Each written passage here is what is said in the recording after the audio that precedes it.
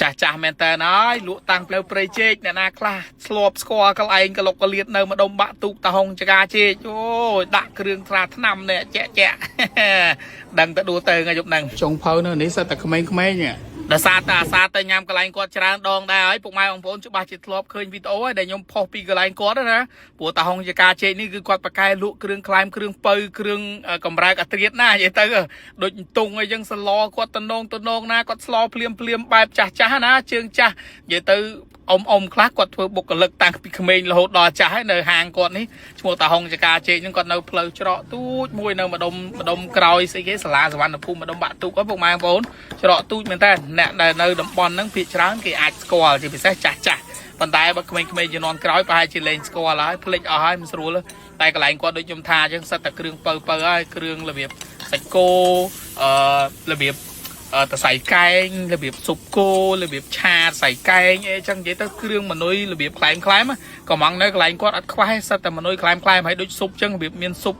ពងទាកូនទៀតអូតំណងណាស់តុងឆាអីបើគាត់ណែអូច្រើនណាស់មុខម្ហូបកន្លែងគាត់មានប្រភេទស៊ុបផងអីផងទឹកទឹកជ្រលក់កន្លែងគាត់ធ្វើឆ្ងាញ់មែនតើមានតាំងពីប្រភេទ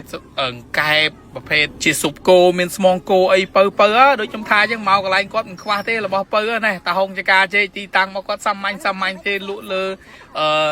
ផ្លូវទូចមួយនៅខាងក្នុងហ្នឹងហើយល្ងាចឡើងយប់ឡើងចាស់មកហើយមកដកមេ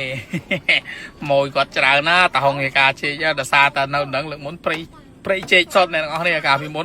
ហើយគាត់មានលក់អន្ទង់មានលក់អីមនុយអន្ទង់គាត់ច្រើនមនុយអន្ទង់សាច់គោអាំងពោះគោស្អីនៅក្នុងគឺច្រើនណាគ្រឿងពៅនៅកន្លែងគាត់ហើយខ្ញុំសួរគាត់លេងទៅអ៊ំគាត់ថាគាត់លក់មកលក់កំដររោងលក់មកយូរហើយកូនគាត់អីឥឡូវកន្លោះកមុំអស់ហើយមានកូនមានចៅអស់ហើយគាត់លក់តាំងពីជំនាន់ណាជំនាន់ណីអញ្ចឹងអ្នកណាខ្លះធ្លាប់ញ៉ាំគាត់ធ្លាប់ជាមួយគាត់កុំភ្លេចណាទៅញ៉ាំរំលឹកអនុស្សាវរីយ៍ឡើងវិញអ៊ំគាត់ថាអូយនឹកម៉ួយបាត់ម៉ួយទៅណាអស់ហើយអ្នកខ្លះគាត់ទៅដូរទីលំនៅទៅឆ្ងាយទៅអីទៅភ្លេចអស់អញ្ចឹងសម្រាប់អ្នកទាំងអស់គ្នាអ្នកណាធ្លាប់ម៉ួយធ្លាប់អតីតធ្លាប់អាសាញ៉ាំកន្លែងគាត់អីអាចទៅជួយគ្រប់គ្រងគាត់ឡើងវិញគាត់ចាស់អស់ហើយអញ្ចឹងពីខ្ញុំទៅនៅកន្លែងគាត់មានឆាតំណងដូចឃើញអញ្ចឹងនេះអាឆាតសៃកែងឆាសាច់ស្រួយសាច់ស្អីហ្នឹងតំណងណានឹងហើយនៅគាត់មានស្អីណាឥឡូវមានស៊ុបអីណាស៊ុបត្រីស៊ុបអីណាបើគាត់ទៀតណាឥឡូវហ្នឹងច្រើនមែនតើអ៊ំអញ្ចឹងពីខ្ញុំទៅសង្ឃឹមថាអ្នកទាំងអស់គ្នាទៅគ្រប់គ្រងគាត់បន្តទៀតព្រោះអីគាត់មានរបស់ញោមរបស់ភ្លារបស់ស្អីណាតំណងរបស់គាត់របៀបញោមត្រីប្រហុកមិនគាត់នេះតំណងណានិយាយទៅចាស់ស្នាដៃទឹកដៃចាស់ណាអត់តន់ដូរទេរសជាតិនៅតែអាមរសជាតិអញ្ចឹងសម្រាប់អ្នកទាំងអស់គ្នាដែលចូលចិត្តរបៀបគ្រឿងក្លែមស្នាដៃជើងចាស់អាចនឹកឃើញដល់តាហុងចកាជែកបានហើយគាត់មានជាប្រភេទស៊ុបណែអូស៊ុបជាឆ្នាំងក៏មានដែរមានខួរមានពងទាកូនមានស្អីណាដាក់មកអូយសិតតែគ្រឿងពៅណាជាតិណាពុកម៉ែបងប្អូនអើយអ្នកដែលចូលចិត្តរបៀបថាកម្រើកអាត្រៀតហើយគាត់មានជាប្រភេទនេះស៊ុបអីគាត់នេះមួយឆ្នាំងនេះតំណងរបស់គាត់ដែរណាអញ្ចឹងពីខ្ញុំទៅសម្រាប់ពុកម៉ែបងប្អូនដែលចូលចិត្តគ្រឿងអញ្ចឹងអាចទៅកន្លែងគាត់បានអរគុណច្រើនអ្នកនរគ្នាកុំភ្លេចណាប្រសារបៀបជាប្រភេទសាច់គោអាំងប្រភេទអីណារបស់គាត់សាច់អាំងរបស់គាត់ប្រកែអាសសលាបពីលើនឹងមែនតើហើយជាមួយនឹងទឹកប្រហុករបស់គាត់ត្រូវជាតិគ្នាខ្លាំងណាចឹងកុំភ្លេចណាពីខ្ញុំទៅអ្នកដែលជាអតីតមួយរបស់គាត់អាចជួយខមមិនជាផុសតាងហើយបើថាខ្ចប់វិញគាត់វិញខ្ចប់បានមកស្អាតជូនម៉ួយចឹងអ្នកដែលជាម៉ួយរបស់គាត់អូអ្នកដែលគេធ្លាប់ញ៉ាំនៅតែញ៉ាំចឹងខ្ចប់គាត់ហើយមន់ដុតតុងពុកម៉ែបងប្អូនតំណងណាសិតតែគ្រឿងពៅហើយកែបហើយនេះហើយមានអាស្អីភ្លាញោមស្អីហ្នឹងគឺច្រើនមុខណាស់នៅកន្លែងគាត់អត់ខ្វះទេរបស់ញ៉ាំមនុស្សញ៉ាំ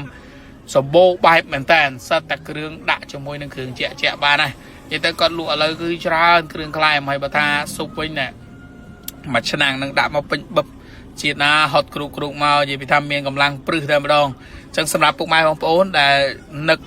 រលឹកហាងចាស់អាចទៅសាកល្បងភ្លក់នៅកន្លែងគាត់សាឡើងវិញព្រោះអីខ្ញុំជឿថាមានអតីតមួយច្រើនតែឥឡូវមានកូនមានប្រពន្ធអស់ហើយណែជាពិសេសហៅអាសាច់ស្រស់ថែមអញ្ចឹងមកទៀតមកចលក់ទឹកគេលក់របស់គាត់អញ្ចឹងទៀតមកអូជាតិណាពុកម៉ែបងប្អូនអើយឆ្ងាញ់យកតាណាអស់ទេនិយាយទៅ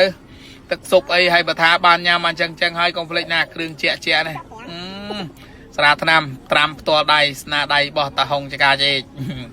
តែណាខ្លះចូលចិត្តប្រភេទស្រាថ្នាំអីនេះរំលឹកអនុស្សាវរីយ៍មកដាក់មកកែវ2កែវមកតយ2តយដាក់អស់តែម្ដងដឹងដួលទៅហើយកែបណាអូតយងជែកតុងតយងជែករបស់គាត់ឯណាតំណងណា អានតុងតយងជែកនេះគឺមនុយប្រចាំហាងរបស់គាត់ហ៎ស៊ុបតុងតយងជែកហ្នឹងហើយជាមួយនឹងកែបជាមួយអីហ្នឹងដាក់មកឆ្នាំងមកពៅកម្លាំងព្រឹសដាក់ជុំគ្នានិយាយដើមគ្នាកិលពីខ្ញុំទៅគឺមានតែប៉ុណ្្នឹងទេអរគុណច្រើនពុកម៉ែបងប្អូនពីអ្នកដែលជាអតីតមួយរបស់គាត់ជួយខមមិនជាផុសតាងមកតើតើធ្លាប់ញ៉ាំនៅកន្លែងគាត់ចូលចិត្តមនុយអីរបស់គាត់ជាងគេហើយនេះសិតតែជាមនុយថ្មីហើយពីខ្ញុំទៅអ្នកដែលថាធ្លាប់ញ៉ាំមួយចាស់មនុយនេះអត់ដែលមានទេទៅចេញថ្មីថ្មងអញ្ចឹងពីខ្ញុំទៅអរគុណច្រើនបាយបាយ